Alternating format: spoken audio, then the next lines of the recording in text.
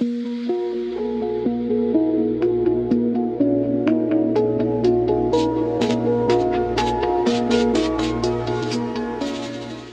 ಶಾಂತಿ. ಮುರಳಿಯ ದಿನಾಂಕ 24/5/2025. ಪ್ರಾತಃ ಮುರಳಿ ಬಾಪ್ದಾದ ಮಧುಬನ. ತಂದೆ ತಿಳಿಸುತ್ತಾರೆ, ಮಧುರ ಮಕ್ಕಳೇ, ಅಮೃತ ವೇಳೆ ತಾವು ಅನ್ಯ ಎಲ್ಲ ಸಂಕಲ್ಪಗಳನ್ನು ಲಾಕಪ್ ಮಾಡಿ ಬಂದ್ ಮಾಡಿ ಒಬ್ಬ ತಂದೆಯನ್ನು ಪ್ರೀತಿಯಿಂದ ನೆನಪು ಮಾಡಿರಿ. ತಂದೆಯ ಜೊತೆ ಮಧುರಾತಿ ಮಧುರ ಆತ್ಮಿಕ ಸಂಭಾಷಣೆ ಮಾಡಿರಿ. ಪ್ರಶ್ನೆ: ತಾವು ಮಕ್ಕಳ ಪ್ರತಿ ಮಾತಿನಲ್ಲಿ ಅರ್ಥವಿದೆ. ಅರ್ಥ ಸಹಿತ ಶಬ್ದಗಳನ್ನು ಯಾರು ಹೇಳಲು ಸಾಧ್ಯ? ಉತ್ತರ: ಯಾರು ದೇಹಿ ಅಭಿಮಾನಿಯಾಗಿರುತ್ತಾರೆ ಅವರೇ ಪ್ರತಿ ಮಾತು ಅರ್ಥ ಸಹಿತವಾಗಿ ಮಾತನಾಡುತ್ತಾರೆ. ತಂದೆ ತಮಗೆ ಸಂಗಮ ಯುಗದಲ್ಲಿ ಏನೆಲ್ಲ ಕಲಿಸುತ್ತಿದ್ದಾರೆ ಅದು ಅರ್ಥ ಸಹಿತವಾಗಿದೆ. ದೇಹಾಭಿಮಾನದಲ್ಲಿ ಬಂದು ಮನುಷ್ಯರು ಏನೆಲ್ಲ ಮಾತನಾಡುತ್ತಾರೆ ಅದೆಲ್ಲವೂ ಅರ್ಥವಿಲ್ಲದೆ ಅನರ್ಥವಾಗಿದೆ. ಅದರಿಂದ ಯಾವ ಫಲವೂ ಸಿಗುವುದಿಲ್ಲ, ಲಾಭವೂ ಇಲ್ಲ.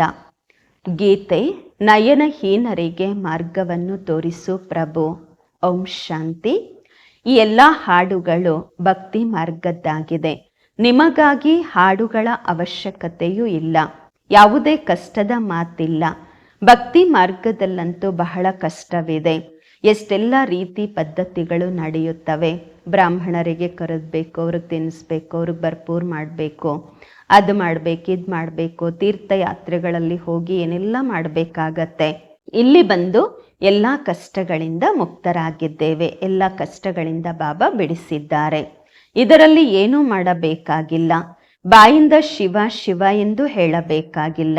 ಅದು ಸಹ ನಿಯಮಬದ್ಧ ಅಲ್ಲ. ಇದರಿಂದ ಯಾವುದೂ ಫಲ ಸಿಗುವುದಿಲ್ಲ. ಬರೀ ಬಾಯಿಂದ ಜಪ ಮಾಡುವುದರಿಂದ ಏನೂ ಸಿಗುವುದಿಲ್ಲ. ತಂದೆ ಹೇಳುತ್ತಾರೆ, ಆಂತರಿಕದಲ್ಲಿ ತಿಳಿದುಕೊಳ್ಳಬೇಕು, ನಾನು ಆತ್ಮನಾಗಿದ್ದೇನೆ. ತಂದೆ ಹೇಳುತ್ತಾರೆ, ನನ್ನನ್ನು ನೆನಪು ಮಾಡಿರಿ. ಅಂತರ್ಮುಖಿಯಾಗಿ ತಂದೆಯನ್ನೇ ನೆನಪು ಮಾಡಬೇಕು. ತಂದೆ ಪ್ರತಿಜ್ಞೆ ಮಾಡುತ್ತಾರೆ, ನಿಮ್ಮ ಎಲ್ಲ ಪಾಪ ಭಸ್ಮವಾಗುವುದು. ಇದಾಗಿದೆ ಯೋಗ ಅಗ್ನಿ. ಇದರಿಂದ ನಿಮ್ಮ ವಿಕರ್ಮ ವಿನಾಶವಾಗುವುದು. ನಂತರ ತಾವು ವಾಪಸ್ ಮನೆಗೆ ಹೊರಟು ಹೋಗುತ್ತೀರಾ. ಚರಿತ್ರೆ ಪುನರಾವರ್ತನೆ ಆಗುವುದು. ಇದೆಲ್ಲ ತಮ್ಮ ಜೊತೆ ತಾವೇ ಮಾತನಾಡಿಕೊಳ್ಳುವ ಯುಕ್ತಿಗಳಾಗಿವೆ. ತಮ್ಮ ಜೊತೆ ಆತ್ಮಿಕ ಸಂಭಾಷಣೆ ಮಾಡುತ್ತಾ ಇರಿ. ತಂದೆ ಹೇಳುತ್ತಾರೆ, ನಾನು ಕಲ್ಪ ಕಲ್ಪವೂ ನಿಮಗೆ ಈ ಯುಕ್ತಿಯನ್ನ ತಿಳಿಸುತ್ತೇನೆ. ಇದನ್ನು ಸಹ ತಿಳಿದುಕೊಂಡಿದ್ದೀರಾ. ವೃಕ್ಷ ನಿಧಾನವಾಗಿ ವೃದ್ಧಿಯಾಗುವುದು. ಮಾಯೆಯ ಬಿರುಗಾಳಿಯು ಈ ಸಮಯದಲ್ಲಿಯೇ ಬರುವುದು. ಏಕೆಂದರೆ ನಾನು ಬಂದು ನೀವು ಮಕ್ಕಳನ್ನು ಮಾಯೆಯ ಬಂಧನದಿಂದ ಬಿಡಿಸುತ್ತಿದ್ದೇನೆ. ಸತ್ಯಯುಗದಲ್ಲಿ ಯಾವ ಬಂಧನವೂ ಇರುವುದಿಲ್ಲ. ಈ ಪುರುಷೋತ್ತಮ ಸಂಗಮ ಯುಗವು ಈಗ ನಿಮಗೆ ಅರ್ಥಸಹಿತವಾಗಿ ಬುದ್ಧಿಯಲ್ಲಿದೆ. ಇಲ್ಲಿ ಪ್ರತಿ ಮಾತು ಅರ್ಥಸಹಿತವಾಗಿ ಇದೆ. ದೇಹಾಭಿಮಾನಿಗಳು ಏನು ಮಾತನಾಡುತ್ತಾರೆ ಅನರ್ಥವಾಗಿರುತ್ತದೆ. ದೇಹಿ ಅಭಿಮಾನಿಯಾಗಿರುವವರು ಏನೆಲ್ಲ ಮಾತನಾಡುತ್ತಾರೆ ಅರ್ಥಸಹಿತವಾಗಿ ಮಾತನಾಡುತ್ತಾರೆ. ಅದರಿಂದ ಫಲ ಸಿಗುವುದು. ಈಗ ಭಕ್ತಿ ಮಾರ್ಗದಲ್ಲಿ ಎಷ್ಟು ಡಿಫಿಕಲ್ಟ್ ಇದೆ, ಕಷ್ಟ ಇದೆ. ತಿಳಿದುಕೊಳ್ಳುತ್ತಾರೆ ಯಾತ್ರೆ ಮಾಡುವುದು, ತೀರ್ಥಯಾತ್ರೆ ಮಾಡಬೇಕು, ಅದು ಮಾಡಬೇಕು, ಇದು ಮಾಡಬೇಕು, ಅವೆಲ್ಲ ಭಗವಂತನ ಜೊತೆ ಮಿಲನ ಮಾಡುವ ಮಾರ್ಗವಾಗಿದೆ ಎಂದುಕೊಳ್ಳುತ್ತಾರೆ. ಆದರೆ ಮಕ್ಕಳು ಈಗ ತಿಳಿದುಕೊಂಡಿದ್ದೀರಾ, ವಾಪಸ್ಸಂತೂ ಯಾರು ಮನೆಗೆ ಹೋಗಲು ಸಾಧ್ಯವಿಲ್ಲ. ಮೊದಲ ನಂಬರಲ್ಲಿ ಯಾರು ವಿಶ್ವಕ್ಕೆ ಮಾಲೀಕರು ಲಕ್ಷ್ಮೀನಾರಾಯಣ ಇದ್ದರು, ಅವರದೇ 84 ಜನ್ಮಗಳು ಹೇಳಲಾಗುವುದು. ನಂತರ ಬೇರೆ ಯಾರು ಮುಕ್ತರಾಗುತ್ತಾರೆ? ಎಲ್ಲರೂ ಚಕ್ರದಲ್ಲಿ ಬರಲೇಬೇಕು. ಕೃಷ್ಣನಿಗೋಸ್ಕರ ಹೇಗೆ ಹೇಳುತ್ತಾರೆ, ಅವರು ಸದಾ ಕಾಯಮಾಗಿದ್ದೇ ಇರುತ್ತಾರೆ. ಕೃಷ್ಣನ ಹೆಸರು ರೂಪ ನಡೆದು ಬರುತ್ತೆ. ಬಾಕಿ ಆತ್ಮ ಅಂತೂ ಒಂದಲ್ಲ ಒಂದು ರೂಪದಲ್ಲಿ ಇದ್ದೇ ಇರತ್ತೆ.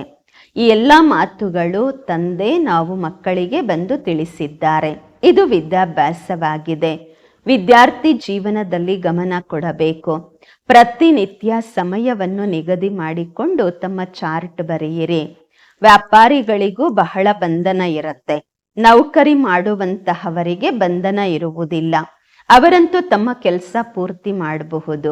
ತಮ್ಮ ಕೆಲಸ ಕಂಪ್ಲೀಟ್ ಮಾಡಿಕೊಂಡು ಈ ಪುರುಷಾರ್ಥ ಮಾಡಬಹುದು. ವ್ಯಾಪಾರಿಗಳ ಬಳಿ ಕೆಲವು ಸಲ ಗ್ರಾಹಕರು ಬರ್ತಾರೆ, ಸಪ್ಲೈ ಮಾಡಬೇಕಾಗತ್ತೆ, ಬುದ್ಧಿಯೋಗ ಹೊರಗೆ ಹೋಗುತ್ತೆ ಅಂದಾಗ ಪ್ರಯತ್ನ ಮಾಡಿ ಸಮಯವನ್ನ ತೆಗೆಯಬೇಕು. ಅಮೃತ ವೇಳೆಯ ಸಮಯ ಬಹಳ ಚೆನ್ನಾಗಿರುತ್ತೆ. ಆ ಸಮಯದಲ್ಲಿ ಹೊರಗಿನ ವಿಚಾರಗಳನ್ನ ಲಾಕಪ್ ಮಾಡಬೇಕು. ಯಾವುದೇ ವಿಚಾರ ಬರಬಾರದು.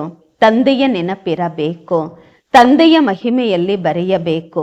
ಬಾಬಾ ಜ್ಞಾನಸಾಗರ ಪತಿತ ಪಾವನ ಆಗಿದ್ದಾರೆ. ಬಾಬಾ ನಮ್ಮನ್ನು ವಿಶ್ವಕ್ಕೆ ಮಾಲೀಕರನ್ನಾಗಿ ಮಾಡುತ್ತಾರೆ ಅಂದಾಗ ಅವರ ಶ್ರೀಮತದಂತೆ ನಡೆಯಬೇಕು. ಎಲ್ಲದಕ್ಕಿಂತ ಒಳ್ಳೆಯ ಮತ ಸಿಗತ್ತೆ ಮನ್ಮನಾಭವ. ಬೇರೆ ಯಾರೂ ಮಾತನಾಡಲು ಸಾಧ್ಯವಿಲ್ಲ.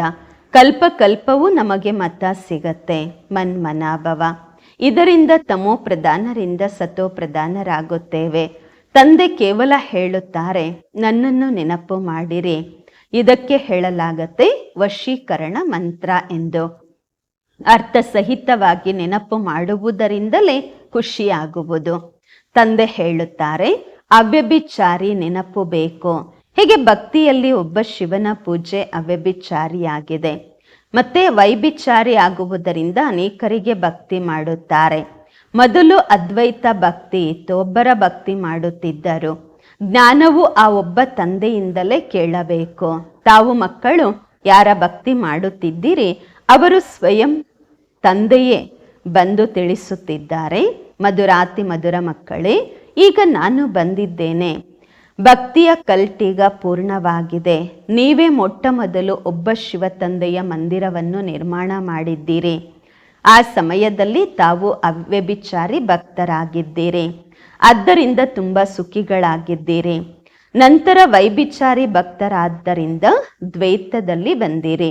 ಆಗ ಸ್ವಲ್ಪ ದುಃಖವಾಯಿತು. ಒಬ್ಬ ತಂದೆಯಂತೂ ಎಲ್ಲರಿಗೂ ಸುಖ ಕೊಡುವವರಾಗಿದ್ದಾರೆ ಅಲ್ವಾ? ತಂದೆ ಹೇಳುತ್ತಾರೆ, ನಾನು ಬಂದು ನೀವು ಮಕ್ಕಳಿಗೆ ಮಂತ್ರ ಕೊಡುತ್ತಿದ್ದೇನೆ. ಮಂತ್ರವು ಒಬ್ಬ ತಂದೆಯಿಂದಲೇ ಕೇಳಿ. ಇಲ್ಲಿ ದೇಹದಾರಿಗಳ್ಯಾರೂ ಇಲ್ಲ.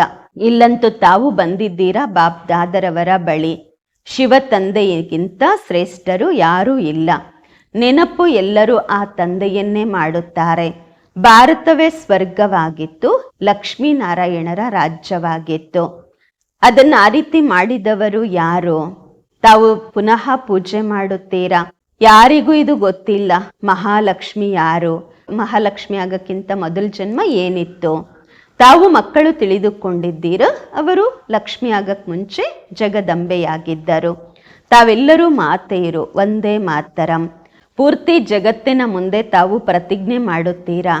ಭಾರತ ಮಾತೆ ಒಬ್ಬರ ಹೆಸರಲ್ಲ, ತಾವೆಲ್ಲರೂ ಶಿವನಿಂದ ಶಕ್ತಿಯನ್ನ ಪಡೆದುಕೊಳ್ಳುತ್ತೀರಾ ಯೋಗ ಬಲದಿಂದ.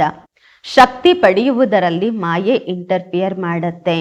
ಯುದ್ಧದಲ್ಲಿ ಯಾರಾದ್ರೂ ಬಾಂಬ್ ಹಾಕ್ತಾರೆ ಅಥವಾ ಗುಂಡನ್ನ ಹಾಕ್ತಾರೆ, ಆಗ ಬಹಳ ಬಲಶಾಲಿಯಾಗಿ ಯುದ್ಧ ಮಾಡಬೇಕಾಗತ್ತೆ ಅಲ್ವಾ?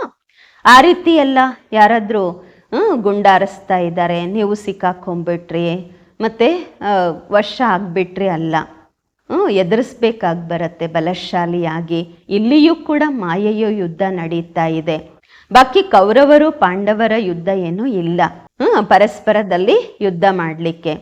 ಮನುಷ್ಯರು ಯಾವಾಗ ಜಗಳ ಕಲಹ ಮಾಡ್ಕೊಳ್ತಾರೆ, ಒಂದೆರಡು ಗಜ ಜಮೀನಿಗಾಗಿ ಕತ್ತನ್ನೇ ಕತ್ತರಿಸ್ಬಿಡ್ತಾರೆ, ಕೊಲೆನೂ ಮಾಡ್ತಾರೆ. ತಂದೆ ಬಂದು ತಿಳಿಸುತ್ತಾರೆ, ಇದೆಲ್ಲ ಡ್ರಾಮಾ ತಯಾರಾಗಿದೆ. ರಾಮ ರಾಜ್ಯ ರಾವಣ ರಾಜ್ಯ.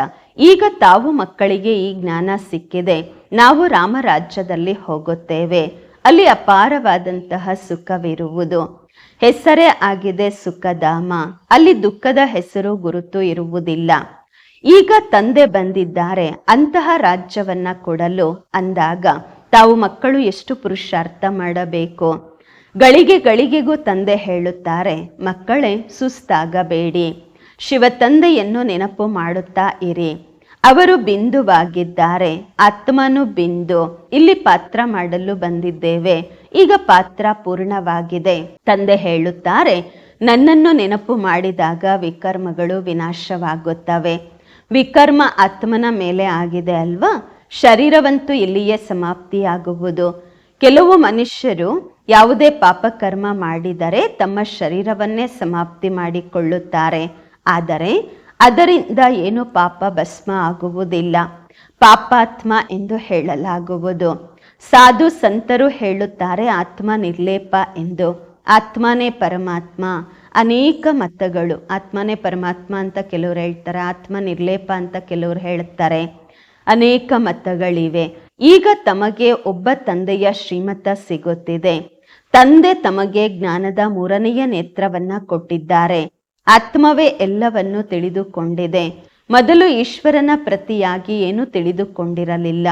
ಸೃಷ್ಟಿ ಚಕ್ರ ಹೇಗೆ ಸುತ್ತುತ್ತೆ, ಆತ್ಮ ಎಷ್ಟು ಚಿಕ್ಕದಾಗಿದೆ ಏನೂ ಗೊತ್ತಿರಲಿಲ್ಲ. ಮೊಟ್ಟ ಮೊದಲು ಆತ್ಮನ ರಿಯಲೈಸೇಷನ್ ಮಾಡಿಸಬೇಕು. ಆತ್ಮ ಬಹಳ ಸೂಕ್ಷ್ಮವಾಗಿದೆ. ಆತ್ಮನ ಸಾಕ್ಷಾತ್ಕಾರವಾಗುವುದು ಅದೆಲ್ಲ ಭಕ್ತಿ ಮಾರ್ಗದ ಮಾತುಗಳು, ಜ್ಞಾನದ ಮಾತುಗಳನ್ನ ತಂದೆಯೇ ತಿಳಿಸುತ್ತಾರೆ. ಶಿವ ತಂದೆ ಬ್ರಹ್ಮ ಬಾಬರವರ ಭ್ರುಕುಟಿಯ ಮಧ್ಯದಲ್ಲಿ ಬಂದು ಬ್ರಹ್ಮ ತಂದೆಯ ಆತ್ಮನ ಜೊತೆಯಲ್ಲಿ ಕುಳಿತುಕೊಳ್ಳುತ್ತಾರೆ. ತಕ್ಷಣ ಗೊತ್ತಾಗ್ಬಿಡತ್ತೆ. ಇದೆಲ್ಲ ಹೊಸ ಮಾತುಗಳನ್ನ ತಂದೆಯೇ ಕುಳಿತು ತಿಳಿಸುತ್ತಾರೆ. ಇದು ಪಕ್ಕಾ ನೆನಪಿರಬೇಕು, ಮರೆಯಬಾರದು. ಎಷ್ಟೆಷ್ಟು ತಂದೆಯನ್ನ ನೆನಪು ಮಾಡುತ್ತೀರಾ ಅಷ್ಟು ವಿಕರ್ಮ ವಿನಾಶವಾಗುವುದು. ನಿಮ್ಮ ಭವಿಷ್ಯದ ಆಧಾರವೇ ವಿಕರ್ಮಗಳನ್ನ ವಿನಾಶ ಮಾಡಿಕೊಳ್ಳುವುದರ ಮೇಲೆ ಇದೆ. ತಾವು ಮಕ್ಕಳ ಜೊತೆಗೆ ಭಾರತ ಖಂಡವು ಎಲ್ಲದಕ್ಕಿಂತ ಸೌಭಾಗ್ಯಶಾಲಿಯಾಗಿದೆ.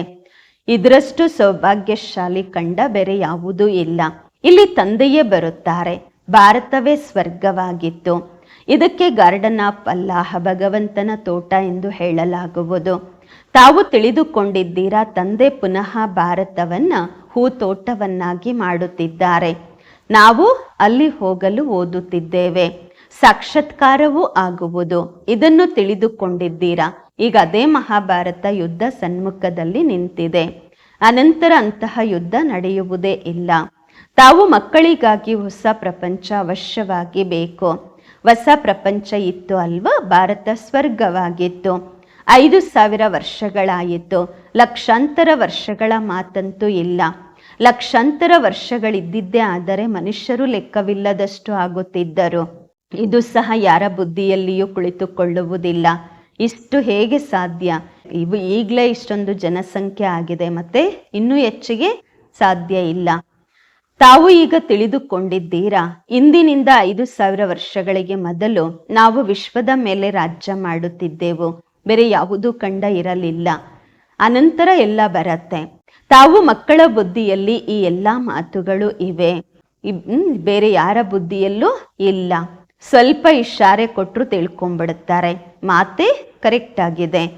ನಮಗಿಂತ ಮೊದಲು ಅವಶ್ಯವಾಗಿ ಬೇರೆ ಯಾವುದೋ ಧರ್ಮ ಇತ್ತಲ್ವಾ ಅಂತ ಅರ್ಥ ಆಗತ್ತೆ.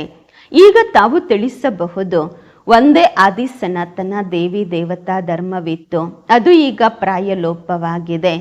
ಯಾರೂ ಸಹ ಈಗ ತಮ್ಮನ್ನ ತಾವು ದೇವತೆಗಳೆಂದು ಹೇಳಿಕೊಳ್ಳುವುದಿಲ್ಲ, ತಿಳಿದುಕೊಳ್ಳುವುದೂ ಇಲ್ಲ. ನಾವು ಆದಿ ಸನಾತನ ದೇವಿ ದೇವತಾ ಧರ್ಮದವರಾಗಿದ್ದೆವು. ನಂತರ ಆ ಧರ್ಮ ಎಲ್ಲಿ ಹೋಯಿತು? ಹಿಂದೂ ಧರ್ಮ ಎಲ್ಲಿಂದ ಬಂತು? ಯಾರೂ ಸಹ ಈ ಮಾತುಗಳ ಬಗ್ಗೆ ಚಿಂತನೆ ಮಾಡುವುದಿಲ್ಲ. ತಾವು ಮಕ್ಕಳು ತಿಳಿಸಬಹುದು, ತಂದೆಯಂತೂ ಜ್ಞಾನ ಸಾಗರ, ಜ್ಞಾನದ ಅಥಾರಿಟಿಯಾಗಿದ್ದಾರೆ.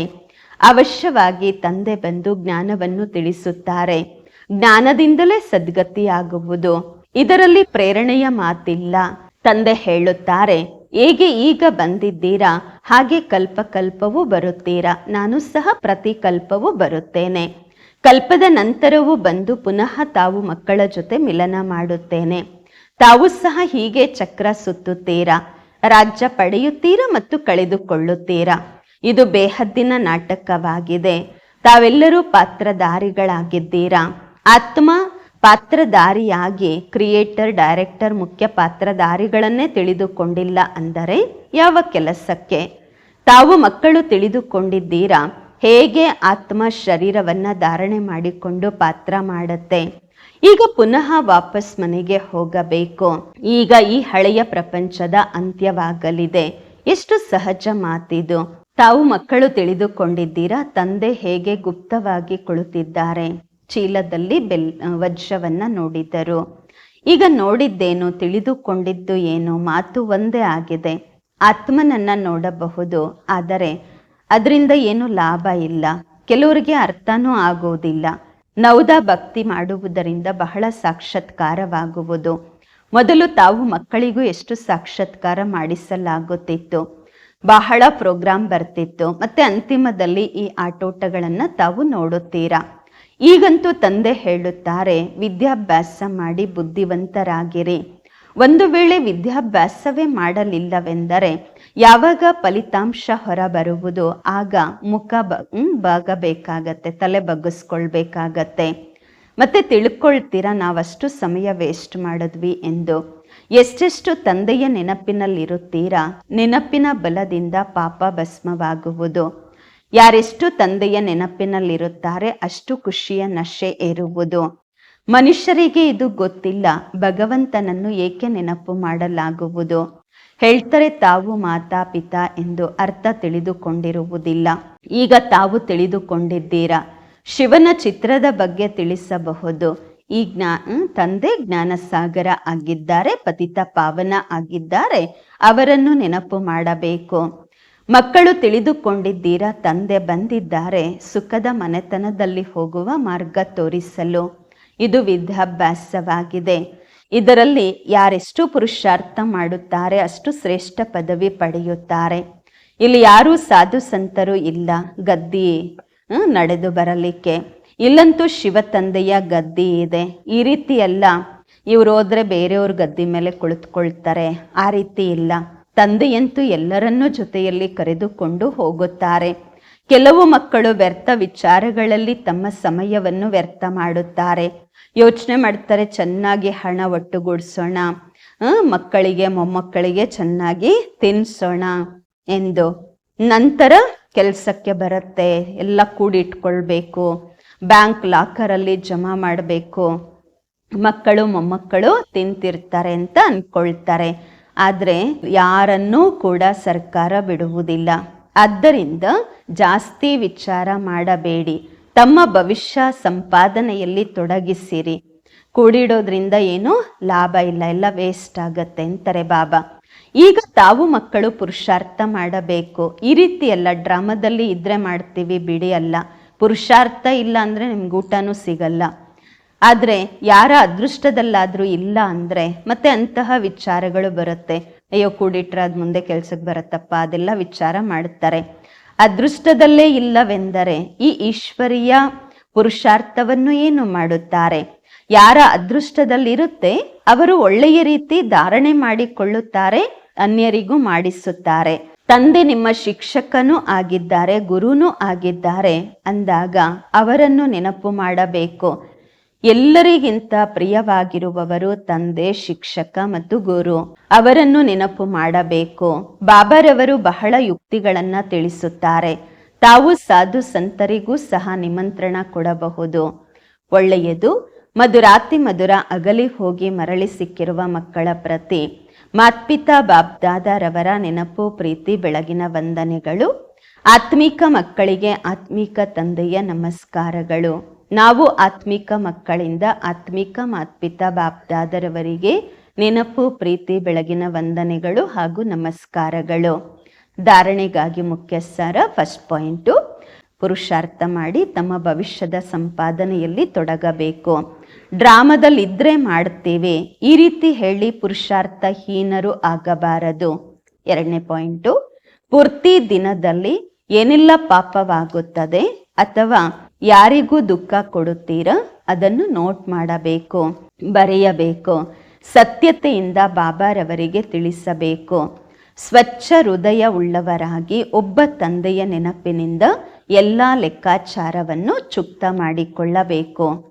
ವರದಾನ: ಕಿರೀಟ ಮತ್ತು ಸಿಂಹಾಸನವನ್ನ ಸದಾ ಕಾಯಂ ಇಟ್ಟುಕೊಳ್ಳುವಂತಹ ನಿರಂತರ ಸ್ವತಃ ಯೋಗಿಗಳಾಗಿರಿ. ಕಿರೀಟ ಮತ್ತು ಸಿಂಹಾಸನವನ್ನ ಸದಾ ಕಾಯಂ ಆಗಿ ಇಟ್ಟುಕೊಳ್ಳುವಂತಹ ನಿರಂತರ ಸ್ವತಃ ಯೋಗಿಗಳಾಗಿರಿ. ವರದಾನದ ವಿಶ್ಲೇಷಣೆ: ವರ್ತಮಾನ ಸಮಯದಲ್ಲಿ ತಂದೆಯ ಮೂಲಕ ಎಲ್ಲ ಮಕ್ಕಳಿಗೆ ಕಿರೀಟ ಮತ್ತು ಸಿಂಹಾಸನ ಸಿಗುತ್ತಿದೆ. ಈಗಿನ ಈ ಕಿರೀಟ ಮತ್ತು ಸಿಂಹಾಸನ ಅನೇಕ ಜನ್ಮಗಳಿಗಾಗಿ ಕಿರೀಟ ಮತ್ತು ಸಿಂಹಾಸನವನ್ನು ಪ್ರಾಪ್ತಿ ಮಾಡಿಸುತ್ತೆ. ವಿಶ್ವ ಕಲ್ಯಾಣದ ಜವಾಬ್ದಾರಿಯ ಕಿರೀಟ ಮತ್ತು ಬಾಬ್ದಾದರವರ ಹೃದಯ ಸಿಂಹಾಸನ ಸದಾ ಕಾಯಂ ಆಗಿದ್ದಾಗ ನಿರಂತರ ಸ್ವತಃ ಯೋಗಿಗಳಾಗುತ್ತೀರಾ. ಅವರಿಗೆ ಯಾವುದೇ ಪ್ರಕಾರದ ಪರಿಶ್ರಮ ಪಡುವ ಮಾತಿರುವುದಿಲ್ಲ. ಏಕೆಂದರೆ ಒಂದಂತೂ ಸಂಬಂಧ ಸಮೀಪದ್ದಿರತ್ತೆ, ಎರಡನೆಯದು ಪ್ರಾಪ್ತಿ ಅಕೂಟವಾಗಿರತ್ತೆ. ಎಲ್ಲಿ ಪ್ರಾಪ್ತಿ ಇರತ್ತೆ ಅಲ್ಲಿ ಸ್ವತಃವಾಗಿ ನೆನಪಿರತ್ತೆ. ಸ್ಲೋಗನ್: ಪ್ಲೇನ್ ಬುದ್ಧಿಯಿಂದ ಪ್ಲಾನ್ ಅನ್ನು ಪ್ರಾಕ್ಟಿಕಲ್ ಅಲ್ಲಿ ತಂದಾಗ ಸಫಲತೆ ಸಮಾವೇಶವಾಗಿರುವುದು. ಪ್ಲೇನ್ ಸ್ವಚ್ಛ ಬುದ್ಧಿಯಿಂದ ಪ್ಲಾನ್ ಅನ್ನ ಪ್ರಾಕ್ಟಿಕಲ್ ಅಲ್ಲಿ ತಂದಾಗ ಸಫಲತೆ ಸಮಾವೇಶವಾಗಿರುವುದು. ಅವ್ಯಕ್ತ ಇಶಾರೆ: ಆತ್ಮಿಕ ರಾಯಲ್ಟಿ ಮತ್ತು ಪವಿತ್ರತೆಯ ವ್ಯಕ್ತಿತ್ವವನ್ನು ಧಾರಣೆ ಮಾಡಿಕೊಳ್ಳಿ. ದುಃಖ ಅಶಾಂತಿಯ ಉತ್ಪತ್ತಿ ಅಪವಿತ್ರತೆಯಿಂದ ಆಗುವುದು. ಎಲ್ಲಿ ಅಪವಿತ್ರತೆ ಇರುವುದಿಲ್ಲ ಅಲ್ಲಿ ದುಃಖ ಅಶಾಂತಿಯಲ್ಲಿಂದ ಬರುತ್ತದೆ. ತಾವೆಲ್ಲರೂ ಪತಿತ ಪಾವನ ತಂದೆಗೆ ಮಕ್ಕಳು, ಮಾಸ್ಟರ್ ಪತಿತ ಪಾವನ ಆಗಿದ್ದೀರಾ ಅಂದಾಗ ಅನ್ಯರನ್ನ ಪತಿತರಿಂದ ಪಾವನ ಮಾಡುವವರಾಗಿದ್ದೀರಾ. ಅಂತಹವರು ಸ್ವಯಂ ಪಾವನರಾಗಿ ಇದ್ದೇ ಇರುತ್ತಾರೆ. ಇಂತಹ ಪಾವನ ಪವಿತ್ರ ಆತ್ಮಗಳ ಬಳಿ ಸುಖ ಮತ್ತು ಶಾಂತಿ ಸ್ವತಃವಾಗಿ ಇರುವುದು. ಎಲ್ಲದಕ್ಕಿಂತ ದೊಡ್ಡ ಮಹಾನತೆಯೇ ಆಗಿದೆ ಪಾವನರಾಗುವುದು. ಇಂದೂ ಸಹ ಇದೇ ಮಹಾನತೆಯ ಮುಂದೆ ಎಲ್ಲರೂ ತಲೆಬಾಗುತ್ತಾರೆ. ಪವಿತ್ರತೆಯ ಮುಂದೆ ಎಲ್ಲರೂ ತಲೆಬಾಗುತ್ತಾರೆ. ಓಂ ಶಾಂತಿ.